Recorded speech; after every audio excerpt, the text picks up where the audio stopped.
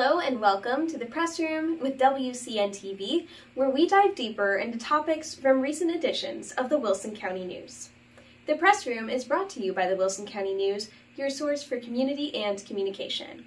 I'm your host, Julia Weaver, the Marketing and Social Media Specialist. In today's episode, we're covering the following topics. April is National Child Abuse Awareness Month, and the Children's Alliance of South Texas is ready to celebrate it by spreading information, raising funds to help area children in need, and more.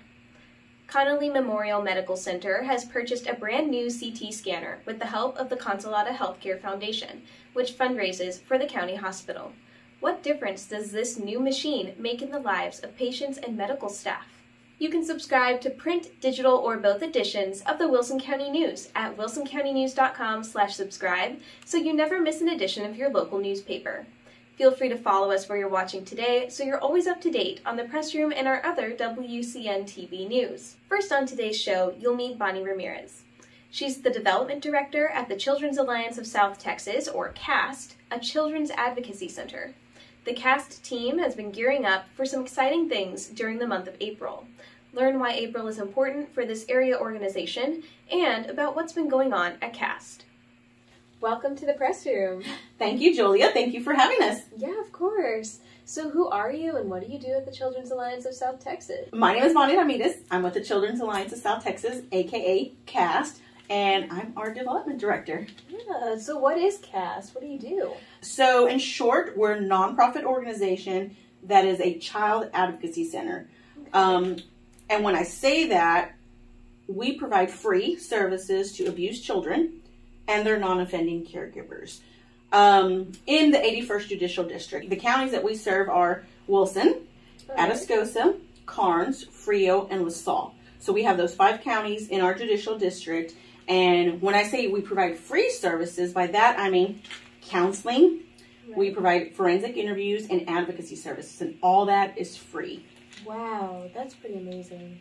And so we heard that you had a fundraiser this past weekend. I assume that some of those funds help you provide those free services. Absolutely, 100%. Yeah. So we are driven. We do have, grants that fund us, but we rely heavily on our fundraising events. And oh my gosh, let me tell you. So we usually have 2 major events in the year. Yeah. One of them being our purse bingo, which by the way is April 22nd. It's in Cotulla. Yeah. And truly, so this is going to be my first year attending it, but I've heard amazing things. It's just the purses that we have, and it's a really cheap ticket. Our VIP tables are sold out, but individual tickets are only $35. Can you? Wow. I know. So it's a very, very affordable price for amazing handbags that you get. There's even a Louis Vuitton up for grabs for our purse bingo. Oh, so that's April 22nd in Cotulla. So we have that. That's an annual, always kind of given event that the board approves. And we had different ideas. We tossed around and toyed with a few ideas, but what we came up with was a team roping. Ooh. Yes, so that obviously we've never had a fundraiser like that. Right. So it was our inaugural event. We don't know if it'll be an annual thing. We hope. We'll see what the board approves, but oh my gosh, we knocked it out of the ballpark. It was amazing on all levels. So it was this past weekend in Jordanton. At the Cowboy Fellowship Arena. I work team ropings and all that good stuff. Yeah.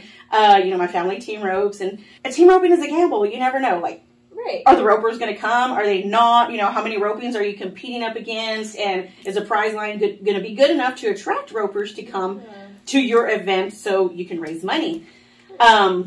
They showed up. Wow. So it was amazing. We had 160 teams in the first team roping that we have, and then in the last one that we have, the second one for the day, 345. Whoa! I know.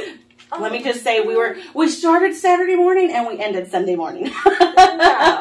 Yes, so it was amazing, and all that, of course, it takes a village first and foremost. Yeah. Our sponsors, we were able to generate very generous sponsorships.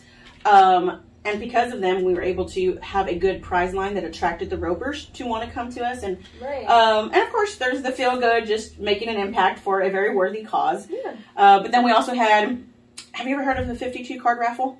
I have not.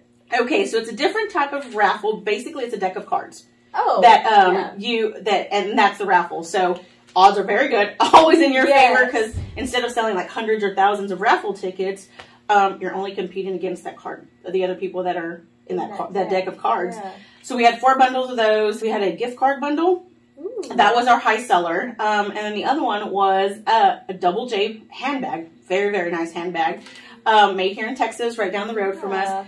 But it was a Louis Vuitton scabbard and a custom knife. And the scabbard was legitimately from a Louis Vuitton handbag garment that one of our board members cut up. His wife was not very happy about that. Yeah. But he had a leather maker make different things, a belt, scabbards, I think business card holder, wallet for him. And so that's one of the things he donated to the auction. And that was one of our raffles that went really well. So, and then we had t-shirt sales, cap sales. Right. And then we added in, this was all of it was my favorite, but we are about the kids. Right. We had a kids dummy roping and a kids stick horse barrel race. Go to our Facebook and check out. So oh my gosh, yes. Go to our Facebook and check out the pictures. It was so fun. And it was the kids, the parents, and just general the community, and it was fun. My little boy was in it, and he's almost 3, and he was doing a little stick horse barrel race, and I was like, oh my gosh, he's going so fast, that's awesome. And then right there, like from here to you, he fell. Oh, it was close. I know, yeah, I was like so close to the finish line, baby. But it was fun. We had a great time. The kids enjoyed it. We had sponsors that donated, caps and other goodies for them, and $10 Sonic gift cards to the winner. So thank you for asking, because it was a huge success, and for sure thank you to all of our sponsors that made it happen, our board, our staff, ropers for coming out, because without them, we wouldn't have been able to have the turnout and the success that we did. And then of course anybody, even people that bought t-shirts, people that bought raffles, people that bought caps, that's part of our success. Right. You guys putting stuff in the newspaper, posting stuff online for us. Everybody. So there's a lot of people, like I said, it takes a village, and we made it happen, and we're so excited. Yeah, so. I'm glad we could help. I see you're wearing a lot of blue, as am I, and you have some little pinwheels in your hand. So I have a feeling that has to do with the month of April. Why is this month special to the Children's Alliance? Well, high five for wearing blue, first of all. And you are right. There is a reason I'm blued out and have some pinwheels here. So April, well, let's just say every day, every month, our job as the Children's Alliance of South Texas is to provide awareness, outreach, and education about child abuse, right? But the month of April specifically is a little more special because we ramp up our outreach and education efforts, because April is recognized nationally as Child Abuse Prevention Month. Right. So, and the reason for blue is because blue is the national color symbolizing child abuse, and pinwheels are the national symbol for child abuse. So yes, my blue shoes, blue earrings, blue necklace, blue brooch, blue blazer is in recognition of child abuse, and making sure that we're voices, we're doing outreach and awareness and education about child abuse. Right. And so what are some of the general things that folks should know about child abuse? Well, it's the ugly part. It's the raw and real reality. Child abuse for some is a topic that's maybe overlooked, or maybe it's uncomfortable for some to talk about. Right. And we all know about it on a national level, even though maybe statewide level. But what people don't realize is we exist.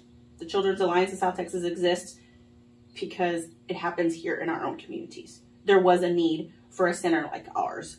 So 10 years ago, we were founded so we could provide services that weren't here before for abused children. And when I say abused, it's a whole scope. Sexually abused, physically abused, neglect, witnesses of crime. So it's a whole scope of abuse that it encompasses, that we provide services to. So statistically, nationwide, 1 in 10 children will be abused before their 18th birthday. Whoa. I know. Yeah. And then if you break it down by gender, 1 in 4 girls will be abused before their 18th birthday. And then boys, 1 in 6 will be sexually abused before their 18th birthday. And those are horrible statistics, because 1, 2, we're 2 right here. You had 2 more females in here. Let's say we were 15. Exactly. And that's pretty sad. Very alarming too. Very, for sure, a cause of concern. What really sticks out to me, the scariest part is 98% of abusers are people that the victims know. So, you know, the days of stranger danger, while they still exist, in most cases, the victims knew their abuser. 98% of the time, they knew their abuser. So, sad. Yeah, definitely.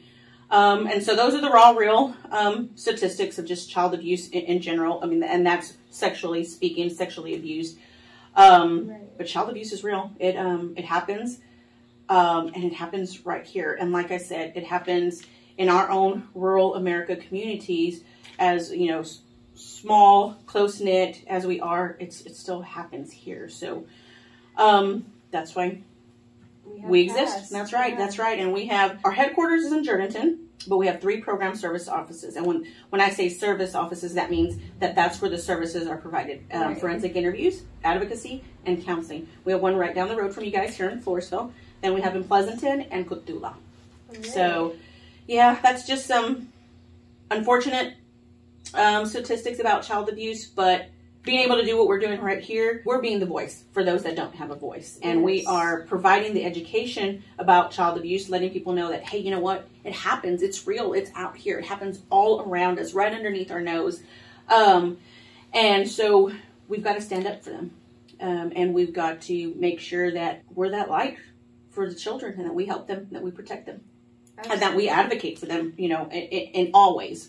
Yes, yes. And from what I understand, y'all do an amazing job at that. Thank you. Thank you. We strive. I mean, it takes a village, and there's so many pieces in the grand scheme of the puzzle piece, but it really takes all of us, you know, all board, all staff. Our staff is very, very, very passionate in what we do and takes everything to heart in making sure that we are providing the best services that we can from start to finish with all the kiddos and their non-offending caregivers that we provide services to. Absolutely. And so as you are providing those services, we mentioned earlier that fundraising plays a huge part in what you're able to do. So that said, how is CAST prepared to spread awareness this month? And do you have any upcoming events and fundraisers that folks can get involved in? Okay, well, so being April, Child Abuse Prevention Month, you will see, and actually we did get permission from Judge Whitman here at the courthouse. So you will see blue pinwheels like this and a sign very similar to this, if not this one, that will be staked out in front of the courthouse. Karnes County will do the same, and a few of the other county courthouses will do the same. Our offices will have signage and pinwheels as well. So reach out to us if anybody would like to do that. You're more than welcome to get pinwheels of your own and post those pictures on Facebook, Instagram, tag us. So, you know, put hashtags, tag us. Or just email them to myself because I'd love to get the community joining in on the movement with us to raise awareness about child abuse. So yeah, if you have pinwheels, stake them out in your front yard. We've got several of these. Like I said, we will be putting them at courthouses and all of our offices. But if somebody would like a couple, or if you want to go to Dollar Tree and get a few and stake them in your yard, we would greatly appreciate that. You know, I know several other entities are going to be doing things as well on their own. Yeah. So we have some fun stuff as far as, like, you know, within the agency, and we've invited our MDT partners and a board, and definitely invite and encourage the public to take part of that and participate with us. So some of the things that we are going to be doing in April on Fridays. So April 7th is the first Friday in April, and it's Good Friday. Right. And that is nationally known as Go Blue Day. So we will, of course, be wearing blue. Yeah. The following Fridays that fall, one theme is every child deserves a hero. Be one. So we're going to dress like like heroes, whether it's superheroes or we want to be creative and be fun. You know, other people might have a teacher as a hero, a police officer as a hero, a doctor as a hero. So we're just trying to be creative about it and youthful in the spirit days. And another one is going to be Pajama Day. Oh, who doesn't love Pajama Day, right? Yeah, but the principle behind that is going to be wake up and stand up against child abuse. Wow. And then the last one, this will be interesting, so I'm really excited to see the creativity behind it, but it's child abuse is real. REEL. Oh. So, you know, it's like, I mean, you can be so creative on that because that's fishing terminology, right? But it also could be reels as in Instagram reels, but it could be about movies. Yeah. You know, So I'm excited to see what just even alone us as a staff do with, how creative we are. But those days are, again, just standing up about child abuse and raising awareness and education, just trying to get everybody involved in joining our movement, along with so many others nationwide that will be doing that in the month of April. All right. And so to get involved in those Fridays, would you just take photos or videos, post them on social media kind of thing? Absolutely, yes, and tag us or email them to me.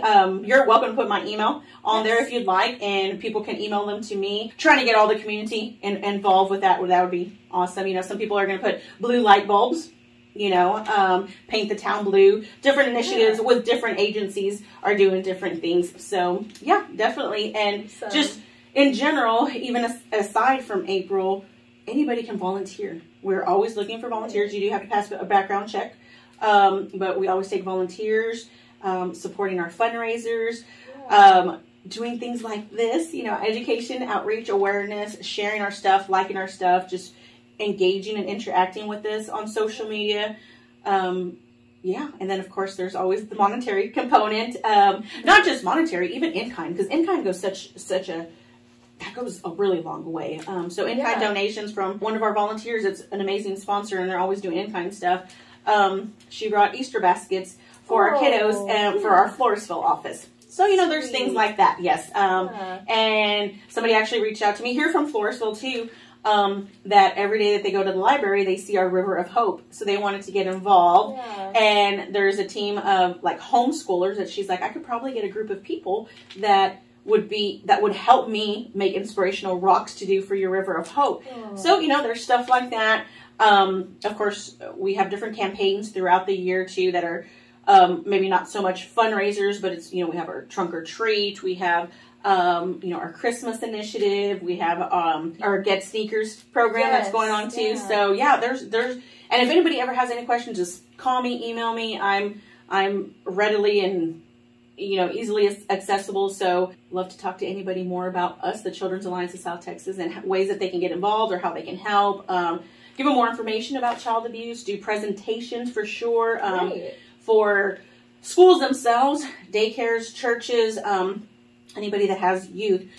We do a 1-hour free presentation called Recognizing and Reporting Child Abuse, so that's very important. We will be doing some of those in April as well. But then there's just the general, whether it's a civic organization, the Rotary Club, a women's club. We have the Greater Livonia Chamber of Commerce that invite us during the month of April to give them a presentation as well. So we're always available just to give, whether it's a 5-minute, 15, 20 minutes, speech about Children's Alliance. But that just helps us get the word about who we are and what we do for the children that we serve. Because, the youth are our future. So we've got to protect them. We've got to advocate for them, and the more that people know about CAST and what we do, the better. Absolutely, I agree. And so to learn more about CAST, keep up with upcoming events or these current initiatives like your Got Sneakers, or even to learn more about child abuse, become more aware, where should people go? So they can go to our website for sure, www.cast, as in CAST for our acronym, cac.org. But really, Facebook, Instagram, those, we really push a lot of stuff on our social media channels. We do have a newsletter, and if they'd like to sign up for our newsletter, they can go to our website and sign up on that. It's a quarterly newsletter. Awesome. And they can call me. We can go the good old-fashioned way and just pick up the phone, call me, or, we can send an email, but, just reach out for sure. Absolutely, and we will make their contact information available right after this. But thank you so much for coming and sharing about Child Abuse Awareness Month this April, what CAST has been up to, and what y'all are doing as part of this great initiative that y'all have for our children. Well, thank you. And again, Julia, thank you for having us. And like I said, you all are a great partner and sponsor, because without you all, we wouldn't have the platform that we do to be able to reach the audience that you all have, the followers that you have, because this is just one way for us to all be a voice about ending child abuse and raising awareness about it. So Wilson County News, thank you for having us, and thank you guys for listening and tuning in, and we hope to have you as one of our volunteers, or to somehow just collaborate in one way or the other with the Children's Alliance of South Texas.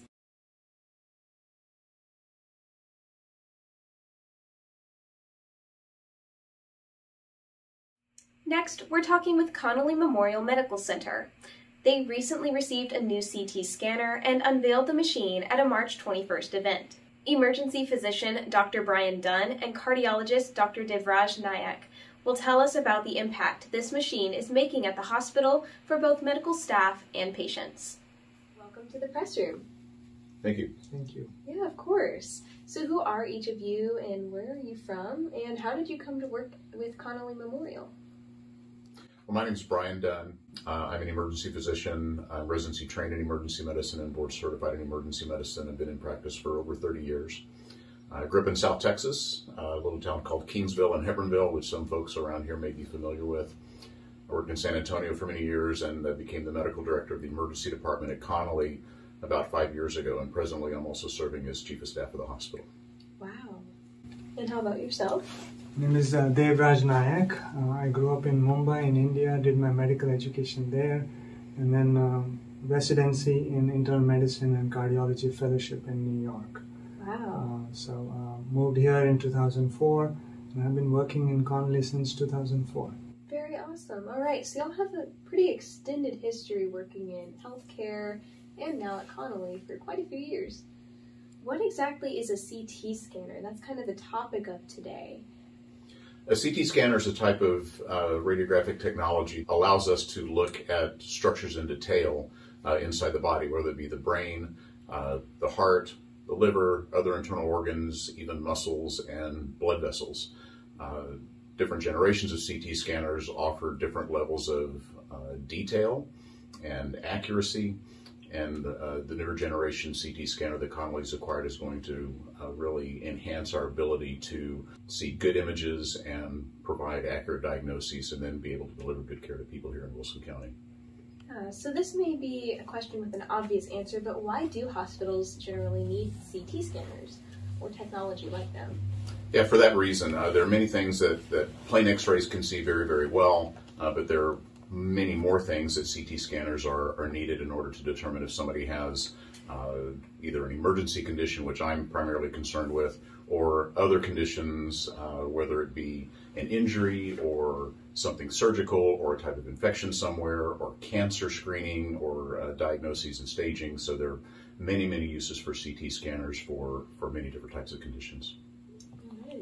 And now with the new technology and having the higher scanners, we are now able to image faster and get better quality images. And we are excited about the ability to see the coronary arteries, which is running on the heart muscle, the moving, beating heart muscle. We can see the plaque in the coronaries, we can identify whether it is mild, moderate, severe, and accordingly customize the management for our patients. So this is where this new CT is so exciting with the abilities of how much more diagnostic depth we can go into in cardiovascular and just all vascular imaging, including the brain, the aorta, the legs, and so on. Why does viewing the plaque in those arteries, why is that important? Well, as we know that cardiovascular disease is the #1 mortality in US, and earlier the diagnosis, the better the intervention, and we can be more aggressive with the management. So, the ability of detecting the calcium score and the ability of detecting the severity of the plaque makes a big difference in how aggressively we can manage. So, for instance, if someone has mild to moderate, then perhaps we can be more aggressive with their diet and lifestyle, maybe reducing their cholesterol and physical activity and so on and so forth, increasing your physical activity. But someone with moderate and severe coronary artery disease, we might be able to be more aggressive in terms of stress testing, further imaging modality, or even going directly for an invasive angiogram and intervene early. Wow. Yeah, so that's pretty impactful. Can you explain why purchasing this CT scanner was among Connally Memorial's goals in recent years? Our CT scanner has served us well, but it's definitely an older scanner. As time has gone by, the ability to obtain images more quickly, to obtain images even when patients are moving a little bit, with older scanners like the one we've had for the past several years, something called motion artifact where the patient's moving a little bit during the scan can really degrade the quality of the images. So the radiologist or in the emergency department or Dr. Nyack can't see things as clearly as we would like to. So the newer generation scanners allow the patient to be scanned more quickly, seconds many times rather than 15 or 20 minutes. Wow. And from emergency standpoints, that period of time can sometimes be really, really significant. So time is saved, the dose of radiation can be lower, and the detail of the images is much, much better. So it's been a goal for some time for the hospital to obtain one of the newer generation scanners, and it's finally here, and we're very excited about it. I can see why. Well put, Dr. Dunn. Just the ability of having to detect coronary artery disease adds so much more value to this. Absolutely, I agree. So how was the hospital able to purchase this scanner?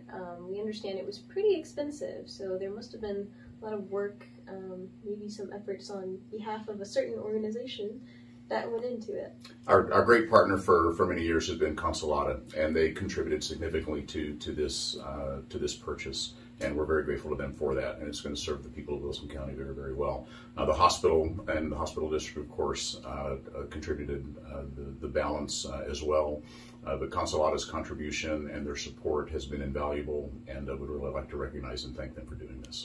Yeah, absolutely. And so from what I understand, through fundraisers like their casino night and golf tournaments, they were able to go half and half with the hospital on that funding. Yeah, so we really acknowledge Consolata. They have consistently over the years have always been very active and raised funds for several of our projects. And this CT, they raised more than $300,000 for acquisition of the CT, so they really acknowledge their generous contributions. Wow, that's pretty amazing. Do you happen to know how the hospital chose what kind of CT scanner it needed? I know Bob Gillespie, our CEO, has been very interested in doing this for some years, and so this is a goal that he's had in mind and has finally been able to make it a reality, and also in very close consultation with our radiologists. The South Texas Radiology Imaging Group, which is based out of Methodist Hospital in San Antonio, provide our radiology services both on site at the hospital and remotely after hours and on weekends. So in close consultation with them and by getting their advice onto which type of scanner should be purchased is how the decision was made. They went through a vetting process. The major vendors were invited. We looked at all the criteria, and then Philips was chosen based on the overall. And so do you happen to know what some of those criteria for choosing it were? The basic minimum was 64 slice. We should be able to read coronary angiograms. The maintenance service, promptness of the service, that was part of it. Of course, the price. Those are the big three I know. And when we talk about slices, that provides a number as far as how quickly the study can be done, and the detail of the images, how thin the slices are. If you can slice a heart, say, into 3 pieces, you don't see very much detail. But if you can slice it into 60 pieces, you can see radiographically, not literally slicing a heart. Yeah. But into 60 pieces, you can see much more detail. Presently, our scanner is a 16-slice scanner. This is a 128-slice scanner, so that gives you an idea of the scale that we're looking at as far as time and detail. One type of scan that this technology is capable of performing is something called a triple rule-out. When somebody comes into the emergency department with chest pain, the possibilities are multiple. 3 of the biggest possibilities, the most serious possibilities that we always have to consider are either something wrong with the heart, like a heart attack, a problem with the major artery that comes out of the top of the heart called the aorta. Sometimes the aorta can split, we call that a dissection. Or somebody can have a blood clot in their lung called a pulmonary embolus. Any of those can cause chest pain, and they can all be life-threatening. Something that this scanner is able to perform is called a triple rule-out, where the coronary arteries can be evaluated, the thoracic aorta can be evaluated for a dissection, and pulmonary emboli can be evaluated for all with one scan. And in the outpatient setting, this of course is widely used for coronary plaque detection, coronary artery disease, and we are using this a whole lot in a wide variety of patients. But typically, an intermediate risk patient with maybe 2 or more risk factors and symptoms, where we think that it's more like a rule out. Yeah. So having a scan which is normal, the calcium score is 0 and the coronaries are clean, it is the most reassuring way of letting the patient know that your arteries look fine without having to go do an invasive procedure in San Antonio. So this is the most widely used in outpatient setting. Well, that makes sense. And having to do an invasive procedure sounds a lot more expensive than getting a scan. Right. That's Yeah. right. So that's also kind of helpful for the patient's wallet. A goal for 2023 is to obtain a new 3D mammography system.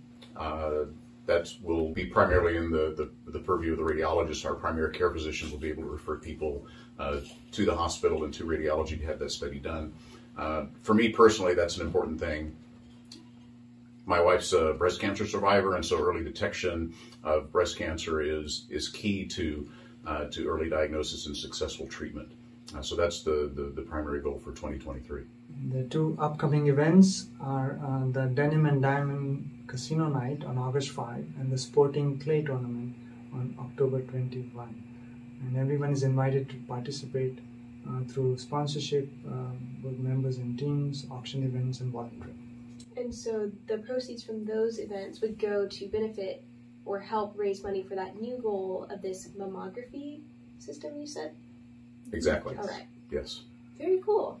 How can folks stay up to date on more developments at Connally Memorial as they surface, or as Consolata Healthcare Foundation hosts more events? Wilson County News is a good place to get the latest news about Connally, as well as the Connally website, connolymmc.org, where you can sign up for a monthly newsletter and follow on social media at Connally Memorial Medical Center. Awesome. Thank you both for joining us today, taking the time out of your busy schedules over at Connally. We really appreciate you coming and sharing about this new CT scanner and the difference it's going to make. Thank you for having us. It's been a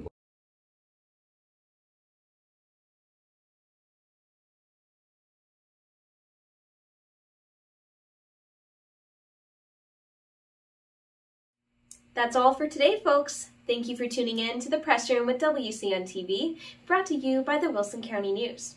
For more information about anything we mentioned in today's show, see the March 22nd and 28th editions of the Wilson County News, or visit wilsoncountynews.com.